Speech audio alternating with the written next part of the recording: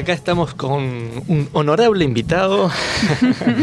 Invitada, por supuesto, Jimena Rame. A ver, Jimé, si nos contás un poquito de dónde venís, quién sos, qué momento estás transitando.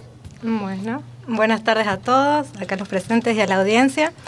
Yo soy arquitecta, de ahí el vínculo. Soy residente de la Universidad Nacional de Córdoba, pero soy oriunda de San Luis de la Villa de Merlo. Actualmente estoy cursando mi doctorado en estudios urbanos regionales, que es un doctorado entre la Universidad Nacional de Córdoba y una universidad extranjera, una universidad alemana, que es la Universidad Bauhaus. Para cursar un doctorado uno tiene que iniciar un tema de investigación y tomé como caso de estudio donde soy originaria, la Villa de Merlo, y el título de la tesis, que tiene que llevar título y que va cambiando generalmente, hasta ahora se llama Las contradicciones de la transculturación de modelos de ocupación urbana, localidades turísticas serranas. Y que va cambiando constantemente. Fue Sí. Buenísima la aclaración porque doy por hecho que así es. Antes se llamaban los desequilibrios, antes no planteaba ninguna contradicción o ninguna problemática en el título, era más descriptiva, y de a poco se va acomodando a lo que uno va investigando. Es parte del tránsito del trabajo. Exacto. ¿Y cuál es tu caso de estudio? La Villa de Merlo forma parte de un corredor que se llama Corredor Biocomechingones. La idea era de unir 6 localidades que van desde Merlo hasta Papagayo, que son 6 localidades que acá dirían de Tras las Sierras. Y Merlo vendría a ser la localidad que está pegada del otro lado, del lado de Córdoba, a San Javier, por ejemplo. Es para que se ubiquen linealmente. Nosotros estamos sobre la Ruta Nacional número 1, que es la que va a Buenos Aires. Y abordé estas 6 localidades porque la cuestión es estudiar de forma comparativa. Inicialmente iba a comparar con Villa Carlos Paz, pero por una cuestión de tiempos y recursos y porque soy una sola persona, me recomendaron abordar solamente a nivel regional un par de localidades y no 2 puntos completamente distintos, porque se iba a complejizar muchísimo más, y en 4 o 5 años o 3 años, que era originalmente lo que debía demorar mi tesis, no iba a ser posible. Fundamentales los recortes en los temas, sin duda. Yo iba a hacer una pregunta, si vamos a suponer que uno no sabe. ¿Qué sería transculturación? Transculturación es un término que, yo además soy adscripta en la facultad en Historia 3, que estudiamos Historia Latinoamericana, y trabajamos con conceptos instrumentales, y es un poco el marco teórico que uno usa. Transculturación es un concepto instrumental crítico que habla de cómo se imponen elementos o modelos de un lugar a otro. Es el traslado, la imposición de un modelo a otra situación. Habla de relaciones de poder, centro-periferia, de diferentes puntos, y se puede tomar socialmente, económicamente, físicamente, que es en el caso como yo lo tomo. ¿Y en ese caso cómo lo desarrollaste, digamos? Lo que hay que decir es que la Villa de Merlo es la localidad turística más importante en el corredor, como podría ser Villa Carlos Paz, y como yo nací ahí, yo de poco fui teniendo contacto con mis vecinos, por decirlo de una manera. Y yo tengo algo que me quedó muy grabado en la memoria, que es cuando en segundo grado, mi señorita de segundo grado, nos pidió que por favor, en un curso de 40 alumnos más o menos, nos pidió que levantemos la mano quienes éramos de Merlo. Y los nacidos en Merlo éramos solamente 2 de 40. El resto de los 38 eran principalmente de Buenos Aires. Entonces, eso me fue haciendo de a poco ver que muchas de las cosas que pasaban en Merlo, que tendría que ser una villa chiquita, una villa serrana, una villa tranquila, tenía otras conductas más citadinas. Y es justamente que uno cuando migra, o toda la gente que ha migrado desde otras localidades a Merlo y desde grandes ciudades, va trayendo con ellos sus formas de ser y sus formas de habitar. Entre ellos son esos modelos de cómo imaginan la ciudad. Son una cuestión de imaginario. Yo me mudo a una villa serrana, pero tengo en mi imaginario cómo debería ser una villa serrana, y a su vez no quiero abandonar ciertas comodidades de la ciudad. Y costumbres. Carlos Paz es un ejemplo muy claro también de eso. Carlos Paz es como un crisol de culturas, ¿no? Yo cada vez que hablo con una gente, por ahí viene de muchos lugares diferentes, de Buenos Aires muchos. Sí. Y pensando en esto de la migración, ¿qué sería la migración de amenidad? Bueno, en esto de que las ciencias siempre tratan de especificar y de alguna manera van seccionando, la migración de amenidad es cierto tipo de migrantes que es justamente igual alguien que ha sido turista en una localidad, les gustó tanto la forma de vida, los espacios, la cultura, la naturaleza, el ambiente, que deciden abandonar las grandes ciudades y hacer un cambio de estilo de vida a estas localidades más chicas. Y el gran problema que surge siempre es que ellos ven el espejismo, porque ellos visitan estas ciudades en temporada alta, ven una vida que a lo mejor no es una vida de todo el año, sino es una porción del año. Y te hago una pregunta. A ver, hay una estacionalidad, ¿verdad? Las ciudades turísticas cambian a lo largo del año, sí, en un montón de aspectos. ¿Cuánto, después de tu investigación, cuánto tiempo, hay un tiempo de residencia y después hay un ciclo, digamos, de estadía, o es... De los que se deciden mudarse a vivir? ¿Es mudar para quedarse? ¿Es probar? Lo que no puedo establecer yo es cuántos de los que se mudan se van. Solamente puedo ver la tasa de descenso y ver cómo va creciendo la población, pero no puedo ver cuánto decrece, digamos. El movimiento. Uh-huh. Pero sí te puedo decir, en base a lo que se conversa, es que, por ejemplo, para el 2001, cuando San Luis fue otro país y mucha gente se mudó por culpa de la crisis, a localidades interiores, a Merlo venían 4 familias a vivir por día. Y de esas 4 familias no quedaron las 4, porque si no tendría que haber crecido exponencialmente, habrán quedado 1,5. Y sí también se puede ver de que se arman muchos complejos de cabañas, porque justamente, o kioscos dedicados al turismo, y a veces muchos los toman como una transición hasta volver a recuperar su trabajo de origen. Y después vuelven de a poco. Y muchos que fallan, porque no es tan fácil como se cree gestionar, y quedan muchos espacios vacantes, se crean muchos locales en alquiler para locales comerciales dedicados al turismo que después no se alquilan porque la demanda puede ser... Bueno, las localidades turísticas tienen una ventaja que no tienen las costeras. Se puede generar como una demanda anual durante todo el año de turismo. Se puede acomodar para hacer turismo de verano, turismo de conferencia, turismo de invierno, porque el clima lo permite. Y Merlo busca eso, tener turistas todo el año, y a la fecha tiene turistas todo el año, con ciertos picos como Semana Santa, pero picos como todos, pero hay mucho turismo de jubilado, mucho que mantiene turismo todo el año.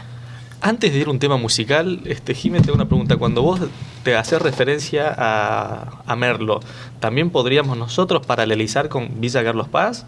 Digo, por las similitudes que hay geográficas y también estas cuestiones cíclicas de turismo. Carlos Paz lo que tiene como apoyo es que tiene una ciudad grande al lado, que tiene Córdoba, que fue uno de los puntos que a mí hizo que la sacara del catálogo de ciudades a estudiar, porque no era muy parecido a Merlo, que la región no tiene ciudades grandes cerca, pero en lo que respecta a lo otro sí es comparable. Perdón, no, me quedó picando hace ratito, Jimena, que mencionabas esto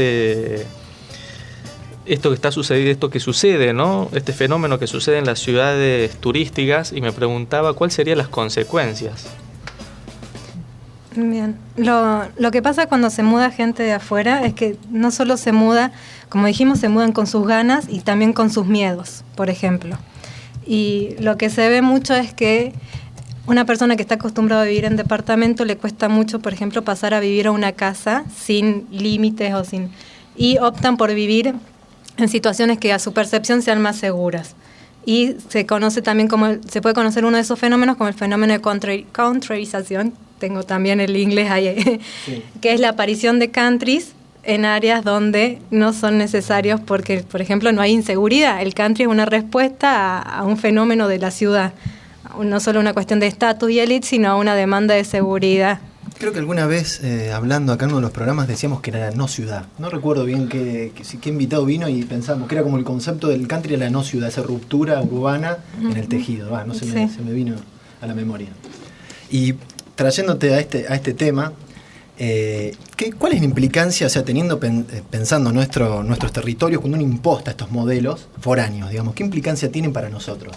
Bueno, como vos decías, son no ciudad, y lo que se evita que se promuevan formas de vida que mejoren la calidad de vida, que justamente es lo que tienen estos lugares.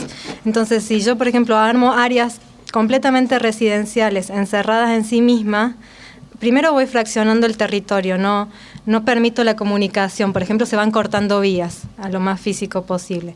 Otra cosa es que generalmente tratan de ponerse en las mejores ubicaciones o para lograr las mejores vistas o para que lo suyo sea lo mejor visto desde abajo. Entonces empezamos a avanzar sobre territorio que podría ser defendido como bosque serrano y se va destruyendo el paisaje y es como matar la gallina de los huevos de oro, que es lo que ahora está pasando con la nueva vía que están queriendo hacer. Es como que este deseo de imponer estas formas de vida o estos modelos urbanos que están adaptados para una planicie, donde se puede extender para todos lados, donde, por ejemplo, pueden imponer cloacas o no molesta tanto, digamos, sí les afecta y están viendo lo que es la impermeabilización del suelo, pero nuestras localidades generalmente son áreas de filtrado de agua y después esa agua es la que nosotros tomamos por bombeo en otra situación. Si nosotros empezamos a impermeabilizar porque el vecino quiere asfalto, o se empieza a pavimentar de otras formas, la ladera, que es el área de filtrado, deja de filtrar agua y tarde o temprano nos vamos quedando sin agua porque nosotros mismos fuimos empapelando o tapando el punto de filtración del agua. Y son una de las problemáticas que hay que ver. Y otra cosa es a nivel regional. Hay que empezarlo a trabajar como conjunto, no como ciudades, no como Carlos Paz, sino como todo el corredor de Punilla, porque las problemáticas que tiene Carlos Paz van a ser compartidas y lo estamos viendo, por ejemplo, en Córdoba con el área metropolitana, que dónde ponen su basura o quién gestiona las aguas servidas. Los corredores también tienen que empezar, o los flujos del transporte público, no es solamente el transporte público en la ciudad, sino el transporte público entre localidades. En Merlo se da que muchísima gente, en el corredor Biocomechingones se da que muchas de las actividades están en la ciudad de Merlo, como el hospital, las escuelas. Hay 3 estaciones de servicio solo en Merlo y es las únicas 3 estaciones de servicio en 50 kilómetros a la redonda, así que si hay que cargar nafta, hay que ir hasta Merlo generalmente. Entonces hay que empezar a pensar a nivel corredor, a nivel regional y no a nivel ciudad únicamente. Y sí, las peores externalidades que podemos ver en cuanto a flujos, por ejemplo, es que las vías que estaban pensadas para cierta cantidad de vehículos ya no soportan más ese caudal de vehículos y empieza a haber accidentes de tráfico. O esto de poner casas en el medio de las sierras para conseguir, y nosotros somos localidades que los incendios es algo de toda la vida y es algo que no va a frenar. Y los bomberos ahora tienen que salir a defender propiedad privada, por ejemplo, y a ver dónde está el límite de salir a defender propiedad privada por justamente un deseo o una ambición de un grupo y hay que planificarlo eso, hay que tomar una determinación a nivel faldeo, o sea, todos pueden construir hasta tantos metros de altura y de ahí no se construye más, son zonas que van decayendo, pero si pasa que una localidad permite construir hasta los 400, la otra localidad permite construir hasta los 600 metros de altura y otra localidad hasta los 200, vamos generando tensiones y vamos generando desequilibrio justamente entre todo un corredor que debería funcionar armónicamente. O sea que las consecuencias, podríamos decir, de una ciudad turística puede ser vista en las ciudades aledañas. O sea que el plan, digamos, correspondería a un plan estratégico de mayor escala, ¿no? De mayor envergadura. Y sí, lo más fácil de verlo es en cuanto a alquileres y demanda de vivienda. Por ejemplo, cuando ya la localidad cabecera se vuelve muy costosa o se vuelve muy difícil conseguir, la gente se va mudando a las que les va quedando más cerca. Y si vos venís de una ciudad, manejar 20 minutos para llegar a trabajar no te parece algo de otro mundo. Inclusive te sigue pareciendo poco si estás acostumbrado a conmutar 1 hora de ida mañana y 1 hora de vuelta tarde. Y eso también empieza a afectar la dinámica de esas ciudades del entorno, porque pasan a ser ciudad dormitorio o no tienen otro ritmo. Sí, tal cual, eso va pasando. Sí, también pensaba en La Mancha, ¿no? El otro día me tomé el tren de las sierras y la verdad que, no sé, vamos a hablar de mirarnos, ver esos cerros lastimados así, son como, tienen una cicatriz. Yo no sé después las explicaciones técnicas, que debe haber muchas, ¿no? Pero ya solo verlo, y esto que decías antes, la gallina de los huevos de oro. Nosotros vivimos, una ciudad turística como Carlos Paz, su paisaje natural es parte de su encanto. Sus ríos, si los perdemos, los contaminamos, los destruimos, no, o sea, vamos a tener un problema muy grave, incluso económico, porque ¿quién va a querer venir a visitar una ciudad o en todo caso un corredor o un valle, el Valle de Punilla, en esas condiciones? Bueno, ya no quiero caer así lamentando. Vamos a escuchar un tema de música y continuamos. Nos estabas comentando de esta casi necesidad de trabajar de forma mancomunada, ¿no? Conjunta con las distintas localidades que forman un mismo corredor o que pertenecen a un mismo sistema. En ese sentido, ¿cuál es el rol que cumple el Estado o que debiera cumplir el Estado? Una de las primeras conclusiones que estoy pudiendo sacar, a diferencia de los otros casos de estudio, porque con esto de que soy también becaria CONICET, tengo una directora y la directora es de la Universidad del Comahue, que es de un centro que se llama CEPLADES, que es Centro para la Planificación y el Desarrollo Turístico Sustentable. Ellos publicaron un libro que se llama Las sombras del turismo. Ellos ahí ven que más que cosas buenas, el post-turismo a veces trae muchas consecuencias y dentro de eso es a nivel habitacional de demanda de vivienda. Sobre todo porque dejan que el mercado inmobiliario tome las riendas de lo que es vivienda y eso complica lo que es la vivienda social y el Estado debería ser el que provee la vivienda social o es el ideal. A diferencia de otras provincias, San Luis tiene una política de vivienda muy presente. Uno siendo de una localidad, se inscribe cuando se abre convocatoria y el Estado, según la demanda o la cantidad de inscriptos, construye barrios para responder esa cantidad de viviendas que se necesitan por localidad. Eso hace que, de alguna manera, el precio de la vivienda social regule, en cierta forma, el precio de las otras viviendas que están en el mercado, o eso vendría a ser lo ideal.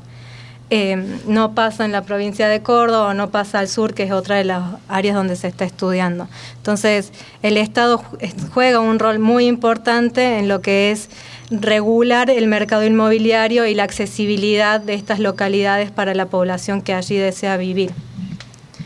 Así que ese es el rol que juega. Bien, y bueno, comentabas esto de que sos becaria doctoral de CONICET, estás investigando este tema. Uh-huh. ¿Cuáles son los objetivos o cuál es el impacto una vez que tu trabajo esté terminado, concluya, que crees o que tenés en intención lograr? Bien, yo tengo en esto una contradicción. Inicié diciendo que yo estoy en un programa doctoral binacional. Las tesis en Alemania, que es el otro país donde está, quedan en la parte más descriptiva, analítica, crítica del problema. Uh-huh. Y nosotros, o por lo menos los arquitectos, siempre nos gusta proponer. Entonces, la idea inicial era tener un capítulo final donde se propongan formas más sustentables o de alguna manera ayudar al Estado municipal o a los estados municipales a direccionar la planificación del corredor o dar pautas, ¿no? Hay que charlarlo y hay que co-crearlo, como se dice ahora, y de manera participativa. Entonces, la tesis va a quedar a los fines de presentar y defender de manera tal que una a los dos países que están interviniendo y después de la defensa, sí, la idea es llevarle a los municipios los resultados y ver justamente de ayudar a los municipios para generar pautas mancomunadas de planificación y crecimiento a nivel territorial regional. Como un documento puntapié para esa otra parte que sería el desarrollo, la puesta en escena. Que cada uno lo trabaja, cada uno tiene su plan, pero a veces siempre viene bien que vengan de en mi caso representando una institución con un poco más de jerarquía que simples profesionales, diciendo, no, miren, esto se hizo porque allá, por ejemplo, cuando fue Guillermo Velázquez, que que hizo un estudio con todo un grupo de CONICET sobre la calidad de vida de muchas ciudades a nivel nacional, y bueno, y que Merlo quedó dentro del 5% como un lugar con mejor calidad a nivel nacional, le prestaron mucha atención que la gente de Merlo que había estado trabajando en mejorar la calidad ambiental de la ciudad. Es triste que a veces no se dé tanto valor a uno como al otro, pero lo bueno es que a uno lo escuchan o lo pueden llegar a escuchar y puede servir.